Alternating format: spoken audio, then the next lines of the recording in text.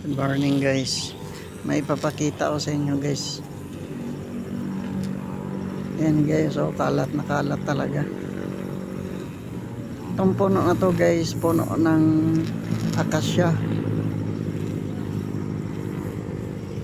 Ito yung puno na tinamaan ng kidlat kahapon lang guys.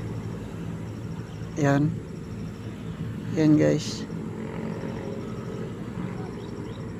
Mahaba yung ano niya guys, tama. Nabalatan siya guys hanggang pataas, oh. Ganyan nangyari sa puno na to guys. Ano kaya mangyari nito guys? Ito ba ay mamamatay o mabubuhay pa rin itong puno na ito? Yan guys, oh. Buti walang natamaan na mga sasakyan guys.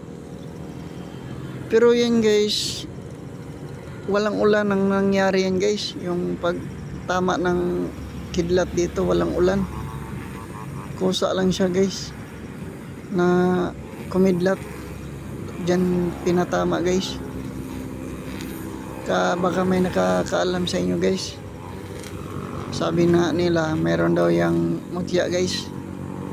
Mutya na ngipin yung kidlat. Di naman namin yan alam guys.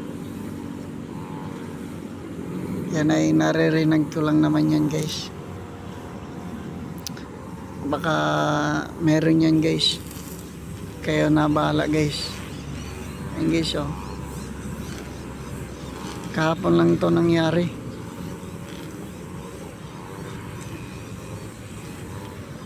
Hindi natin malalaman guys. Baka mamamatay din itong puno na ito. Binalatan pataas guys eh. Yan. Grabe. Kaya ganun talaga yung kalikasan guys. Pag maningil na sa mundo, sigurado. Salamat guys.